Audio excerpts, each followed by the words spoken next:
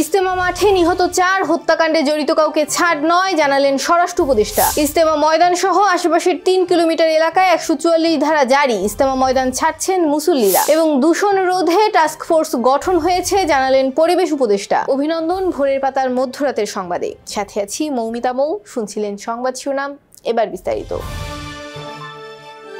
গাজীপুরের টঙ্গীতে বিশ্ব ইজতেমার মাঠ দখলকে কেন্দ্র করে মাওলানা জুবায়ের আহমেদ ও মাওলানা সাদ কান্ধলভি অনুসারীদের মধ্যে সংঘর্ষের ঘটনায় 4 জন নিহত হয়েছেন বলে জানিয়েছেন স্বরাষ্ট্র উপদেষ্টা লেফটেন্যান্ট জেনারেল অবসরপ্রাপ্ত জাহাঙ্গীর আলম চৌধুরী। তিনি বলেন, সংঘর্ষে 4 জন নিহতের পাশাপাশি 50 জন আহত হয়েছেন। আজ বুধবার সচিবালয়ে সাদ ও জুবায়েরপন্থীদের সঙ্গে বৈঠক করেন এবং সংঘর্ষে 4 জনের মৃত্যুর বিষয়টি তিনি সাংবাদিকদের জানান। হত্যাকাণ্ডে যারা জড়িত তাদের অবশ্যই আইনের আওতায় আনা হবে, কোনো ছাড় দেওয়ার অবকাশ নেই বলেও জানান তিনি। গাজীপুর টঙ্গীতে ইজতেমা ময়দানের আশেপাশে 3 কিলোমিটার এলাকা, রাজধানীর কামারপাড়া, আব্দুল্লাহপুর, উত্তরা সেক্টর 10 এবং তৎসংলগ্ন তুরাগ নদীর দক্ষিণ পশ্চিম এলাকায় যে কোনো ধরনের সভা সমাবেশ, মিছিল, শোভাযাত্রা, বিক্ষোভ ইত্যাদি নিষিদ্ধ ঘোষণা করা হয়েছে। এই ঘোষণার পর ইজতেমা ময়দান ছাড়তে শুরু করেছেন মুসল্লিরা। বুধবার দুপুরে আইন শৃঙ্খলা রক্ষাকারী বাহিনীর পক্ষ থেকে ঘোষণা আসার পর ইজতেমা ময়দান ছাড়তে শুরু করেন মুসল্লিরা।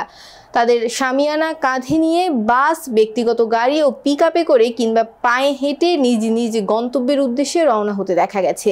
এর আগে Gazipur metropolitan police commissioner doctor Nazmul Karim খানের স্বাক্ষর করা গণবিজ্ঞপ্তিতে জানানো হয়, 18 ডিসেম্বর দুপুর 2টা থেকে পরবর্তী নির্দেশ না দেওয়া পর্যন্ত ইজতেমা ময়দান সহ আশেপাশের 3 কিলোমিটার এলাকায় জনসাধারণের জমায়েত নিষিদ্ধ করা হলো। এ সময় 2 বা ততোধিক ব্যক্তি একত্রে ঘোরাফেরা, জমায়েত এবং কোনো মিছিল সমাবেশ করতে পারবে না। গাজীপুর মেট্রোপলিটন পুলিশ আইন 2018-এর 30 ও 31 ধারায় পুলিশ কমিশনারকে প্রদত্ত ক্ষমতা বলে এই আদেশ দেয়া হলো। দূষণ রোধে টাস্কফোর্স গঠন হয়েছে বলে জানিয়েছেন পরিবেশ, বন ও জলবায়ু পরিবর্তন এবং প্রাণী সম্পদ মন্ত্রণালয়ের উপদেষ্টা সৈয়দা রিজওয়ানা হাসান। তিনি বলেন, বায়ু দূষণে আমাদের দেশ প্রায় শীর্ষ 3-এ থাকে। গত 10 বছর শুধু প্ল্যান আর প্রোগ্রামই হয়েছে, কিন্তু কোনো সমাধান হয়নি। 2 বছর কাজ করে বায়ু দূষণ কমিয়েছে এমন একটা দেশ আমাদের দেখান। আমি কিভাবে 4 মাসে এই সমস্যার সমাধান করব? দূষণ রোধে অনেক উদ্যোগ নিয়েছি, আরো নেব, কিন্তু দায় নেব না। বুধবার রাজধানীর Bangladesh institute of international and strategic স্টাডিজের মিলনায়তনে global climate negotiation challenge and priorities for Bangladesh শীর্ষক সেমিনারে প্রধান অতিথির বক্তব্যে তিনি কথা বলেন। জুলাই গণ অভ্যুত্থান অধিদপ্তর গঠন করতে যাচ্ছে সরকার। জুলাই গণ অভ্যুত্থানের ইতিহাস ও স্মৃতি সংরক্ষণ, গণ অভ্যুত্থানে শহীদদের পরিবার এবং আহত ছাত্র জনতার পুনর্বাসন সহ গণ অভ্যুত্থানের আদর্শ ও চেতনাকে রাষ্ট্রীয় ও জাতীয় জীবনে সুপ্রতিষ্ঠিত করতে মুক্তিযুদ্ধ বিষয়ক মন্ত্রণালয়ের অধীনে এই অধিদপ্তর করা হচ্ছে।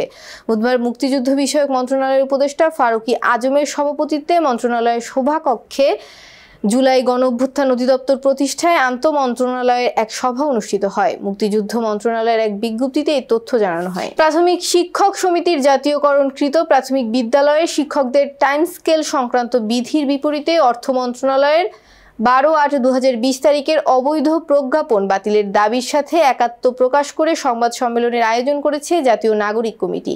সরকারি বিধানের আলোকে 48,720 জন শিক্ষক টাইম স্কেল ভোগ করার পর হঠাৎ 8 বছর পরে 12/8/2020 তারিখে 92 নং স্মারকে অর্থ মন্ত্রণালয় কর্তৃক টাইম স্কেল প্রাপ্ত হবে না এ মর্মে একটি পত্র জারি করে, যাহা সম্পূর্ণ বেআইনি এবং অবৈধ।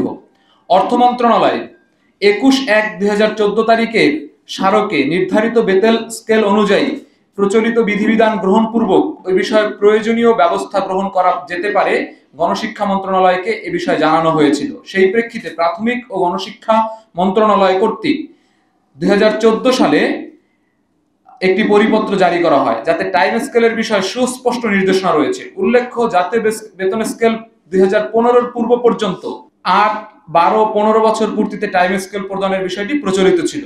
সাংবাদিক ভাই বোনেরা, অর্থ মন্ত্রণালয়ের 12/8/2020 তারিখে চিঠি দেওয়ার আগ পর্যন্ত সরকারি নিয়ম অনুসারে অবসরে যাওয়া শিক্ষকগণ সকল সুযোগ সুবিধা ভোগ করেছিলেন। অনেক শিক্ষক সকল সুযোগ সুবিধা ভোগ করার পরে মৃত্যুবরণ পর্যন্ত করেছেন। দুঃখজনক হলেও সত্য, বর্তমান অবস্থায় যারা পিআরএল পেনশনে যাচ্ছেন তারা উক্ত পত্রের কারণে অর্থাৎ অর্থ মন্ত্রণালয়ের যে অবৈধ পত্র, সেই অবৈধ পত্রের কারণে অমানবিক হয়রানির শিকার হচ্ছেন। আবার অনেকে ন্যায্য পাওনা না পেয়ে অসুস্থতায় হাসপাতালের বিছানায় ভুগছেন, ইতিমধ্যে কেউ মৃত্যুবরণ করছেন। এই বিষয়গুলো অমানবিক এবং বেআইনি। প্রিয় সাংবাদিক ভাই বোনেরা, আমরা বলতে চাই, জাতীয় নাগরিক কমিটি শিক্ষকদের সাথে এরকম অবর্ণনীয় কষ্ট লাগবে যেই ঘটনাগুলো ঘটছে সে বিষয়ে উদ্বিগ্নতা প্রকাশ করছে এবং অর্থ মন্ত্রণালয় এবং প্রাথমিক ও গণশিক্ষা মন্ত্রণালয়ের যৌথ উদ্যোগে জরুরি ভিত্তিতে সমাধানের জন্য ব্যবস্থা নেওয়ার জন্য দাবি জানাচ্ছে। এবার আন্তর্জাতিক সংবাদ।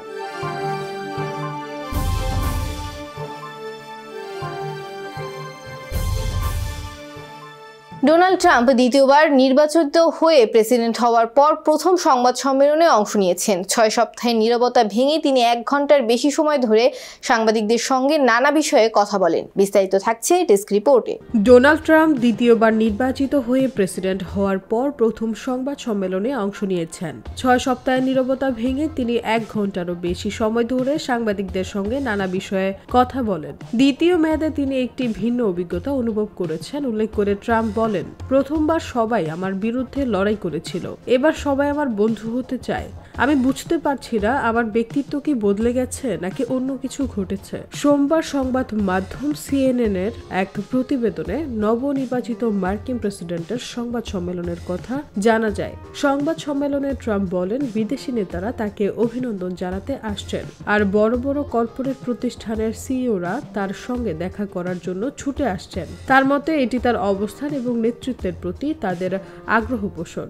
সংবাদ সম্মেলনে ইউক্রেন যুদ্ধ নিয়ে প্রশ্ন করা হলে ট্রাম্প বলেন তিনি যুদ্ধ বন্ধ করতে একটি চুক্তির পক্ষে কাজ করবেন, তবে তিনি রাশিয়ার প্রেসিডেন্ট ভ্লাদিমির পুতিনের সঙ্গে যোগাযোগ করছেন কিনা তা স্পষ্ট করেননি।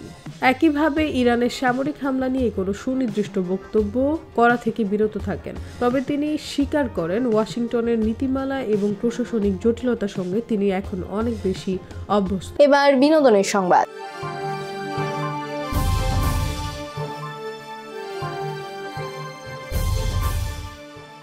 প্রকাশ পেয়েছে শাকিব খানের পরবর্তী সিনেমা বরবাদের ফার্স্ট লুক। বুধবার রাজধানীর এক হোটেলে আয়োজিত অনুষ্ঠানে ছবির প্রথম পোস্টার প্রকাশ করা হয়।